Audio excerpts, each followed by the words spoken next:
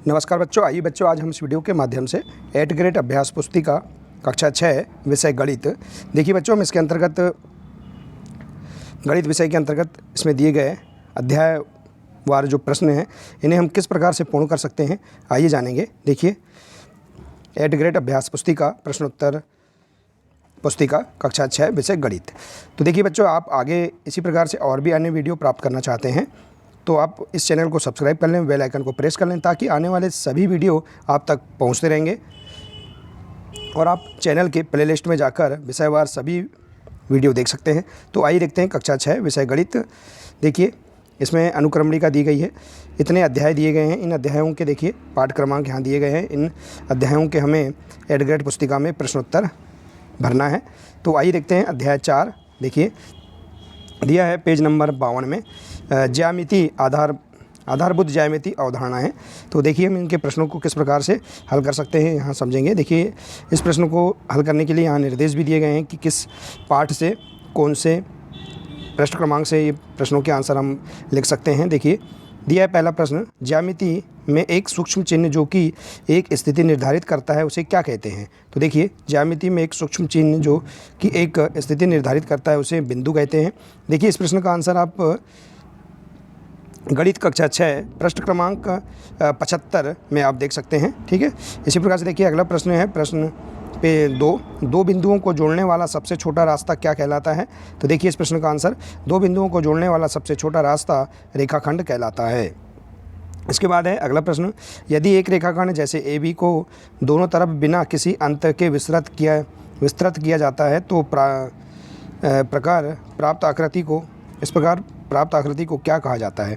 तो देखिए A B को दोनों तरफ बिना किसी अंत के विस्तृत किया जाता है तो इस प्रकार प्राप्त आकृति को रेखा कहा जाता है। इसी प्रकार से अगला प्रश्न है, यदि दो रेखाओं में एक उभयनिष्ठ बिंदु हो तो वे रेखाएं क्या कहलाती हैं। तो यदि दो रेखाओं में एक उभयनिष्ठ बिंदु हो तो वे प्रतिच्छेदी रेखाएं कहलाती हैं। देखिए इसका आप चित्र भी बना सकते हैं। देखिए इस प्रकार से यहाँ पर L और M एक प्रतिच्छेदी रेखा है और यहाँ पर बिंदु P प्राप्त हुआ है। इसी प्रकार से अगला प्रश्न है, देखिए पेज नंबर है 53 दिया है। इसमें प्रश्न 5 है, समांतर रेखाओं को समझाते हुए अपने परिवेश से कोई 4 उदाहरण लिखिए। देखिए समांतर रेखाओं की परिभाषा क्या है। ऐसी रेखाएं जो परस्पर प्रतिच्छेद नहीं करती हैं समांतर रेखाएं कहलाती हैं। जैसे रेल की पटरी, मेजू के सम्मुख किनारे, खिड़की की सलाखें, स्केल के सम्मुख किनारे। तो इस प्रकार से ये समांतर रेखाओं के उदाहरण हो सकते हैं। देखिए मेज है, यहाँ पर मेज के सम्मुख या पलंग या टेबल के सम्मुख किनारे। इसी प्रकार से देखिए अगला प्रश्न है प्रश्न 6, किरण किसे कहते हैं। आकृति में दर्शाए गए किरणों के नाम लिखिए। देखिए किरण किसे कहते हैं, हम इसकी परिभाषा देखेंगे। किरण रेखा का एक भाग होता है जो बिंदु से प्रारंभ होकर एक दिशा में बिना किसी अंत के विस्तृत होता है। इस प्रकार से रेखा की परिभाषा लिख सकते हैं। और यहाँ पर जो आकृति दी गई है इसमें आप किरणों के नाम बता सकते हैं। देखिए कौन कौन सी किरण है, OA, OC और OB, इस प्रकार से किरण है। इसके बाद अगला पेज है पेज नंबर 54। इसमें दिया है देखिए प्रश्न 7वां, निम्न आकृति को खुला या बंद वक्रों के रूप में पहचान कर नीचे बनी तालिका में लिखिए। देखिए यहाँ पर आकृति दी गई हैं, पहली, दूसरी, तीसरी आकृतियाँ। इसमें हम बंद वक्र वाली आकृति लिखेंगे और खुले वक्र वाली आकृति। तो देखिए बंद वक्र वाली आकृति जैसे कि यहाँ पर उदाहरण स्वरूप समझाया गया है, बंद वक्र 2। देखिए तो इसी प्रकार से कौन सी आकृति आ जाएगी, 4थे नंबर की और 6वें नंबर की। देखिए और इसके बाद खुली आकृति कौन कौन सी, 1 नंबर की, 3 नंबर की और 5वें नंबर की। तो इस प्रकार से आप बंद वक्र वाली आकृति और खुले वक्र वाली आकृति को आप वर्गीकृत कर सकते हैं। इसी प्रकार से अगला प्रश्न दिया है, निम्न आकृति में कोणों व शीर्षों के नाम लिखिए। तो देखिए इस आकृति में कोण और शीर्षों के नाम लिख सकते हैं आप। देखिए इस प्रश्न की समझ के लिए आप गणित कक्षा 6 के प्रश्न क्रमांक 82, 83, 84, 85 में आप देख सकते हैं। तो देखिए बिंदु A, B, C व D दी गई आकृति के शीर्ष बिंदु हैं। देखिए शीर्ष बिंदु हैं और कोण ABC, कोण ADC, इस प्रकार से देखिए यहाँ पर कोण BCD, ये सब कोणों के नाम है। तो इस प्रकार से आप यहाँ पर कोणों के नाम भी लिख सकते हैं। आइए इसी प्रकार से देखते हैं पेज नंबर 55। इसमें दिया है प्रश्न 9, दिए गए चित्र को देखकर लिखिए वृत्त का व्यास। देखिए यहाँ पर चित्र में वृत्त का व्यास क्या है, देखिए BC, देखिए जो BC है ये वृत्त का व्यास है। एक जीवा क्या है, देखिए ED, यहाँ पर ये जो ED है एक जीवा है। इसके बाद है बहिर्भाग में एक बिंदु क्या है, देखिए Q है। और इसके बाद त्रिज्याएँ क्या हैं देखिए इसकी, तो ओ ए ओ बी ये त्रिज्याएँ हैं।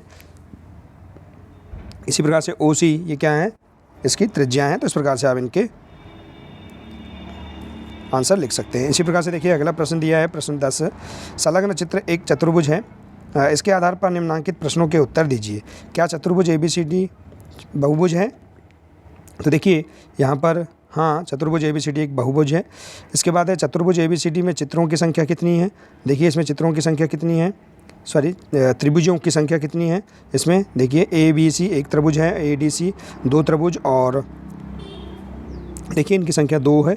इसके बाद है चतुर्भुज ABCD में शीर्ष की संख्या कितनी है? तो देखिए शीर्षों की संख्या कितनी होगी, 4 शीर्ष हैं, A, B और C और D 4 शीर्ष हैं।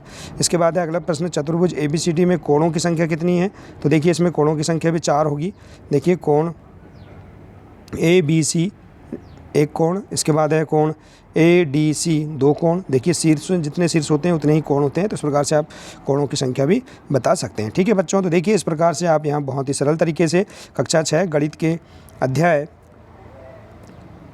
3 यहाँ जो दिया है, देखिए अध्याय 4 आधारभूत ज्यामितीय अवधारणाएं, इससे संबंधित जो 10 प्रश्न दिए गए हैं इन्हें हम बहुत ही सरल तरीके से पूर्ण कर सकते हैं। ठीक है बच्चों, तो बच्चों आशा है कि आपको इसके अंतर्गत सभी प्रश्न समझ में आ गए होंगे। देखिए हम इन प्रश्नों के आंसर बहुत ही सरल तरीके से पाठ्यपुस्तकों से खोजकर लिख सकते हैं। तो बच्चों आज के लिए सिर्फ इतना ही है, मिलते हैं इसी प्रकार से नेक्स्ट वीडियो में।